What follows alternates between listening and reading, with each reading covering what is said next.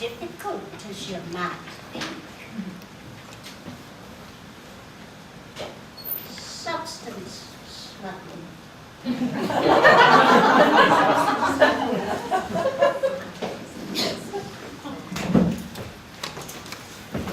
Yes, I understand, young man. I'm luckier than most. The powder in my bags has no smell. Mind you, the beagles still like me. They know, don't they? When you're a dog person. I think it's lovely the way you young men employ the beagles. They are the Queen's favourite. Such noble creatures. I'm so tempted to give them a little rub behind the ears or a bite of my sandwich. But then I worry that it might cause suspicion, and you're all so busy without having to waste your time on me. I wonder, would I be able to have my pills back soon, young man? I did promise my daughter I'd take them on time. No, I'm not worried about the ashes. Ashes, young man. Ashes. Oh, that's what the stuff is in with the pills. Oh, the look on your face. Harold always promised me a round-the-world trip, but the last thing I want to do is to go alone, especially when he was good enough to pay for it. Life insurance. Harold promised me the window seat too, but I never mind dropping my handbag on my lap and giving him a view. That's where he was. Some of him. Many of my pills have to be taken during the day, and those long flights can go for more than 48 hours. Did you know that? So Harold snuggles down with the heart pills and the blood pills, and that's appropriate because they're the ones you'd always nag me about. I'm glad, really, that at least some of Harold isn't stuck down there with the luggage in the cold. Have you seen the way those fellows toss the baggage around? You ought to have a word with your supervisors. Harold won't thank you for being tossed about like that. And there's no in-flight movie down there. I don't care that he doesn't have a body. It's a dull way to travel.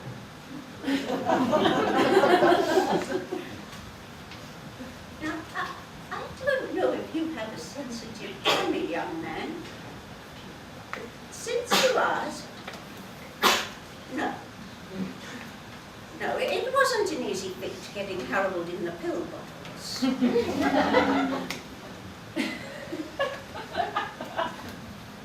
didn't realise how many little bits would be left.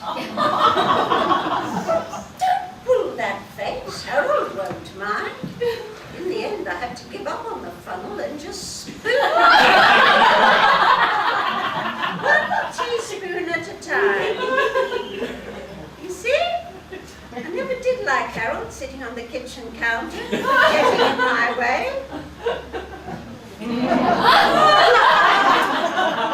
Well, waste not, want not, as Harold would say. Of course, I can't take him all at once. He was a large man. I would have thought cremation might have slimmed him down somewhat. There you have it.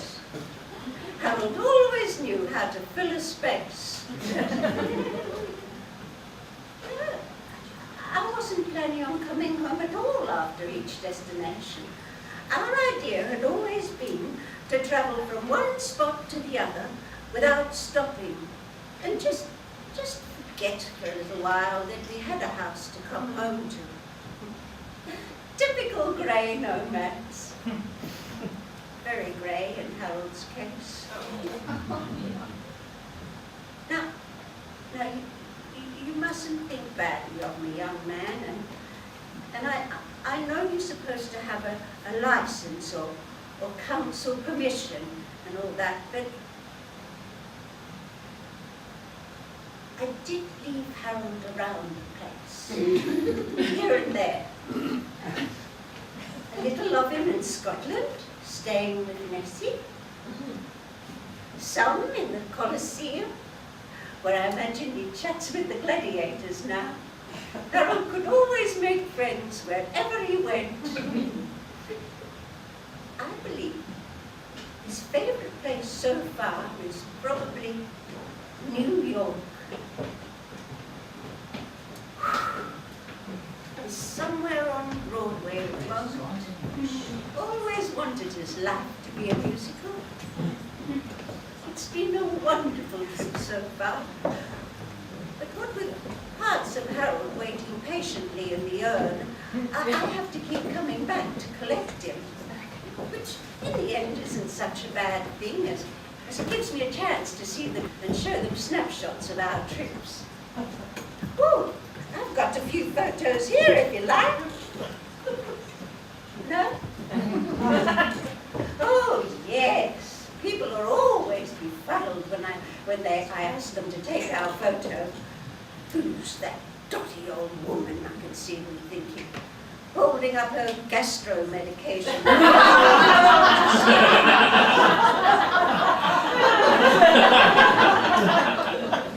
Harold was always photogenic in life, but you can't ask a pill bottle to take selfies. Of course, the most difficult thing by far on our holiday has been what to do with Harold when I'm having my meals. Some medications, as you probably know, young man, need to be taken with food. But I can hardly sit there at the table and tip my pills into my hands with everybody nearby. Harold might be scattered everywhere. And he never did have the same taste in cuisine as I do. In Paris, I remember sitting at this beautiful cafe.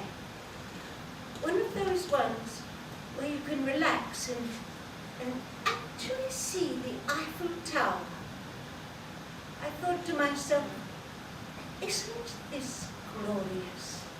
I mean, we've always seen it in the movies and on the telly, but here we are, Harold and I, actually seeing it for ourselves, in the flesh. Well, at least I was in the flesh. Afterwards, I'm afraid I was a little bit of a spendthrift, and up I went, up in the elevator, all the way to the very top, looking out over the city lights, watching the world go by. All those people, like little ants, sipping wine and eating cheese. Romantic little ants. Harold and I, looking at those old buildings down far below.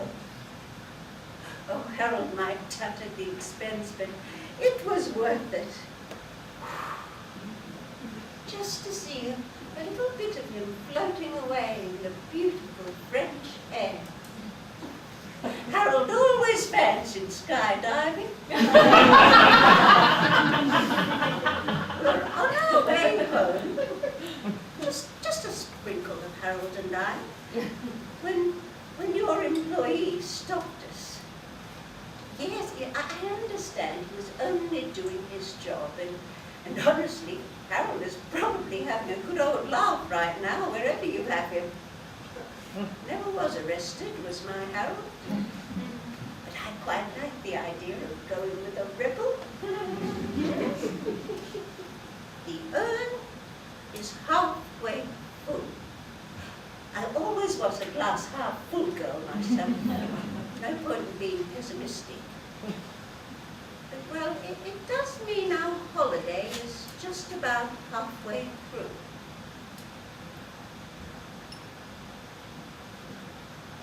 You see, young man, I'm not guilty of smuggling anything. Well, perhaps people smuggling. But I don't see how that can count. I mean, with Harold in his condition and all. I might turn it into a nice vase once it's empty. The urn, I mean. Probably won't matter if there's a little bit left. They say organic stuff is good for the flowers, and Harold always did like gardening.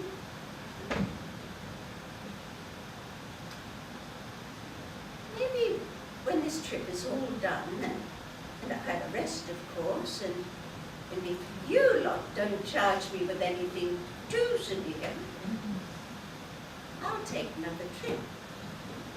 Yes, just me.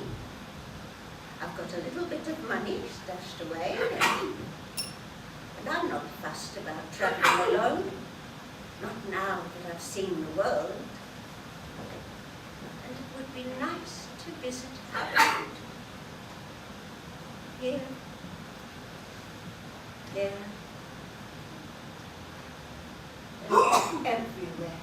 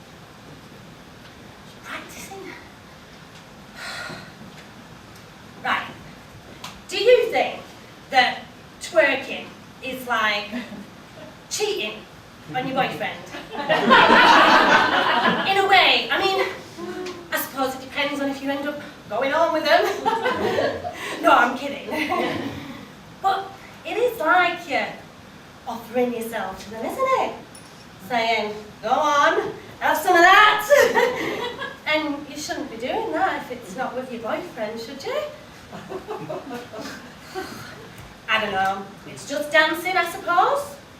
Highly sexualized form of dance. Some women seem to like moving their hips and bums to a bit of music. Yeah. It's not for me, I don't think. Twerking. My friend Jude, she says if I want to spice things up, I should try sexting. But I'm not sure about sexting either. I mean, it's a really fine line between getting your rocks off and sexual assault. No, it is. It is because, I mean, it just depends whether you want and like the attention or not. And, well, I don't know. Jude says everybody's up to this these days. Oh. Well, I've got to say, Jude, when Colin from accounts sent her a dirty text message after a drunken lunch, she was straight up to HR trying to get him done for sexual harassment. But when Eddie from the art department, now, Eddie sent her a near enough identical text message because, let's face it, Men, you're not very imaginative when it comes to women's breasts, no. Well, she couldn't wipe the smile off her face for near on a month. And I bet she told her Peter about Colin, but she didn't tell him about Eddie. Now, I'm not judging, and I'm not saying that she did anything wrong. I am just asking what the boundaries are these days. I mean, it's just not so clear-cut anymore, is it? With all these dance moves, yeah, and technology. And you can't talk to men about it. No, because they just manipulate the situation and end up getting a better deal. It's all right for them. You've always had the luxury, haven't you? Of magazines and titty bars and pornos. And what have we got? Our imagination. Then they've got that too, haven't they? Yeah, because you look at all that stuff, don't you? Yeah, and then when you come home and give us one, you're still thinking about Miss August and her massive fucking melons. Tattoo with angel wings where her muff used to be. I don't see how that turns anyone on me. Tits the size of basketballs and a vagina that looks like a 6-year-old's. Not that 6-year-olds have tattoos. I don't know what's up with me lately. Jude thinks it's to do with our Mick, that he's up to something. But I don't think he'd do anything. He loves me. I don't know at what time. I mean, he's always working. Not that I see any extra money. Anyway, I have to admit though, I've seen some things recently on his phone. You know, like photos of other women. And I can't very well say anything, can I? Because it'll cause a row and then I'll get in trouble because I was snooping. I mustn't worry. Jude says men are always looking at this kind of thing, aren't they? Yeah. And they're just photos of, well, tits mainly. And vaginas. I mean, there's some of tits and vaginas together in one shot, and there's screenshots with text messages with the owners of these tits and vaginas and some webcam shots, but it's nothing much really. It's just like a magazine, I suppose. And there's not many, I mean more than 10, less than 100, give or take. I know what you're thinking. You're thinking that's not decent boyfriend behaviour. It's lying, cheating, piece of shit behaviour and that I deserve someone better. And maybe you're right. But they're just pictures, yeah? I mean, they're not pictures in a magazine anymore. I mean, they are pictures on a phone and hundreds of fucking pictures of all these women with no heads, no minds, just a big pair of knuckles and a shaved twat. And it's alright, because it's allowed. Because then he gets to come home to me, plain Maggie, no tits, but a big personality. I know what you're thinking. And I'm thinking it too. You know what I'm going to do? Friday night, me, Jude, and Eddie from the art department. Hey, Eddie! We're going out. And I am hitting the dance floor.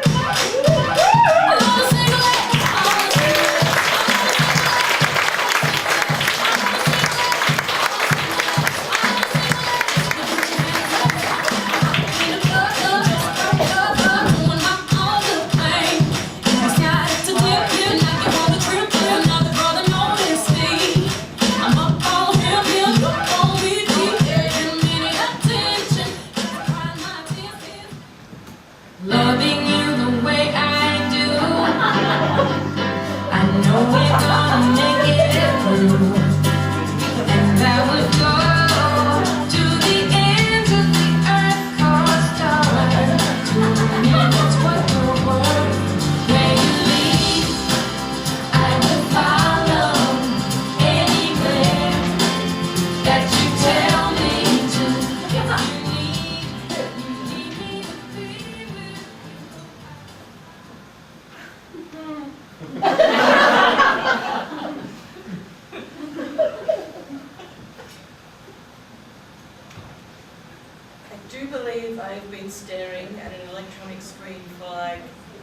40 hours roughly? Maybe. On and off. My brainy. Smart kid, eh? So, I started watching Gilmore Girls, and obviously Lorelai belongs with Luke. I mean, duh!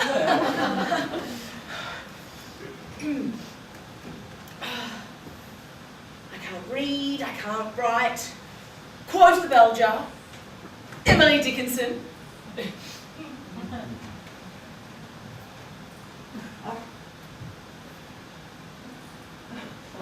Sorry, my eye is itchy. Who's your audience? What's your angle? What are you trying to say?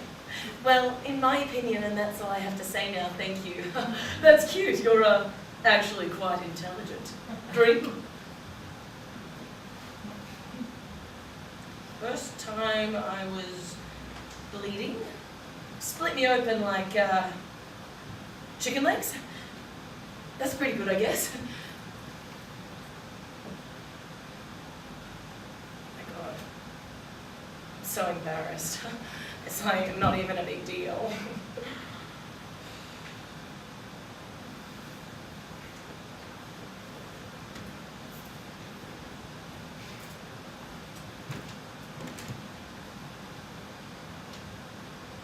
Do you think I could pull off like blue lipstick?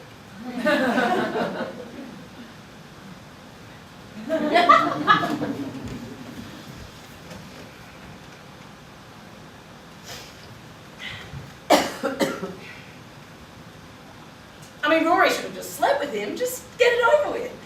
I mean, what I was expecting, something else. I guess I didn't feel like what I thought. Squishy? Squishier. Squish, squish, squish, squish. No, I'm fine, I'm good, I'm okay.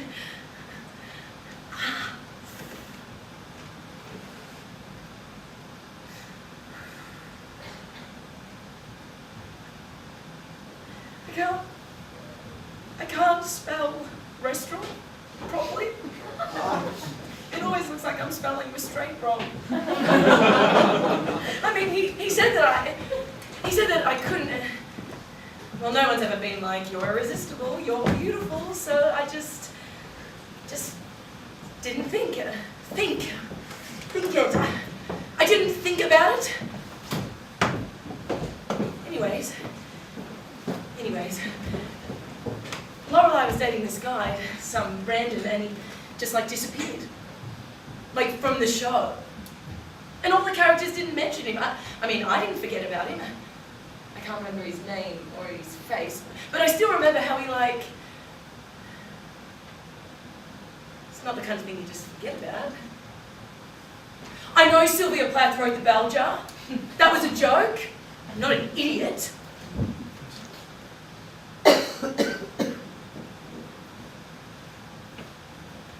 Bruises go from pink to purple, to blue to green, to yellow, to black, to skin. And everything starts again.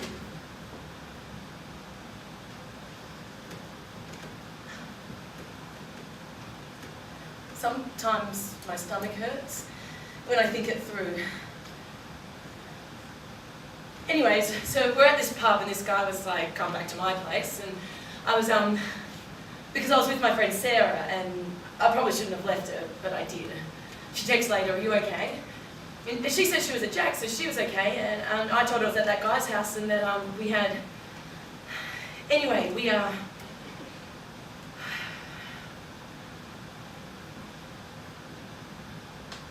I mean, Sarah says it's normal to bleed after, so I'm not worried.